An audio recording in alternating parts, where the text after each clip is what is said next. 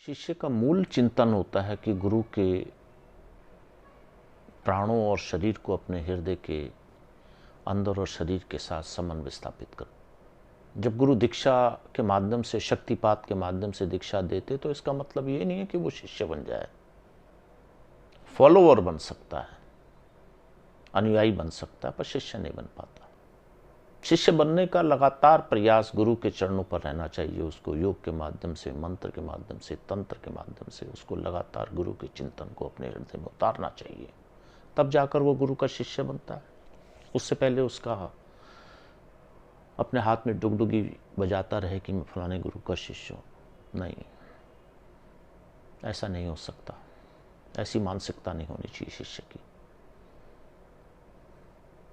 ऐसा ध्येय भी नहीं होना चाहिए अगर उसने गुरु को प्राप्त करना है।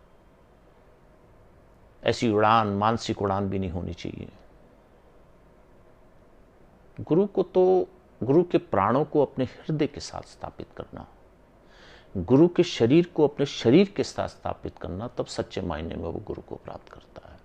जब मनुष्य का शरीर खत्म हो जाता है तो प्राण अलग चले जाते हैं और शरीर मुर्दा घाट में जाकर जला दिया जाता है, तो दोनों का संबंध स्थापित नहीं हो पाता। दोनों अलग अलग क्रियाओं में चले जाते हैं, प्राण अलग चले जाते हैं, शरीर अलग चला जाता है। अपनी जीवन यात्रा में अगर ठहर जाए शिष्य और मृत्यु को प्राप्त कर दे और वहां उसको सदगुरु प्राप्त हो जाते हैं। ये तो सामान्य प्रक्रिया है, जन्म के लेना और जन्म के बाद उस घाट में जाकर अपने आप को खत्म कर देना, तो सामान्य मनुष्य की प्रक्रिया है। पर इस बीच के अंतरकाल में वो ठहर जाए और मृत्यु को प्राप्त कर दे, मृत्यु को प्राप्त हो जाए, वहां उसको सदगुरु प्राप्त होते हैं। वहां उसको साधना का समागम प्राप्त होता है, चेतना का, जोश का, ज्ञान की प्रबलता प्राप्त होती है। तब सदगुरु उसको उठाते हुए ऊपर ले जाते हैं। तो वो साधनाओं में अपनी अन्यतम चेष्टा के माध्यम से गुरु के चरणों में साधनाओं का समागम उसको जो प्राप्त होता है, तो गुरु के शरीर को भी अपने शरीर के साथ समन्वय स्थापित कर देता है और गुरु के भी प्राणों को अपने अंदर प्राणों के साथ समन्वय स्थापित कर जाता है। वो सच्चा शिष्य होता है। तब उसका ओज, उसकी तेजता, उसका ज्ञान, उसकी श्रेष्ठता एक समान हो जाती है। गुरु के प्राण और गुरु का शरीर और शिष्य के प्राण और शिष्य का शरीर मिलकर एक नई रचना करते हैं जो समाज के लिए होती है। अलग अलग रहकर शिष्य नहीं कहलाता, अलग अलग रहकर तो मनुष्य ही रहता है। जन्म और मृत्यु, उसके बीच में कर्म। तो इस चीज को भी समझना चाहिए। गुरु के शरीर को और गुरु के प्राणों का आपके प्राणों के साथ, आपके शरीर के साथ सामंजस्य स्थापित हो साधनाओं के माध्यम से,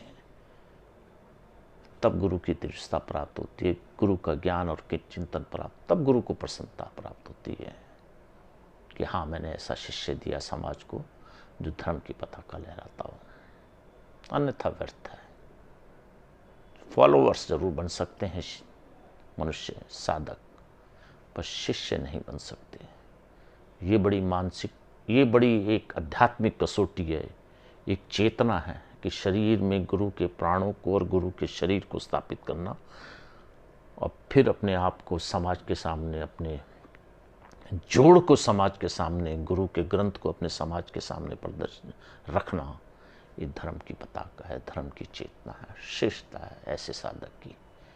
सभी इस ऐसे साधक को प्रणाम करते हैं। तब गुरु को भी प्रसन्नता होती है कि मैंने ऐसा शिष्य समाज को दिया है, ऐसी ज्ञान, ऐसी लो दी कि कई शिष्य ऐसी लो पर समाज में अपने अपने परिवारों को और समाज के कई परिवारों को खड़े करते हुए अग्रसर करते हैं।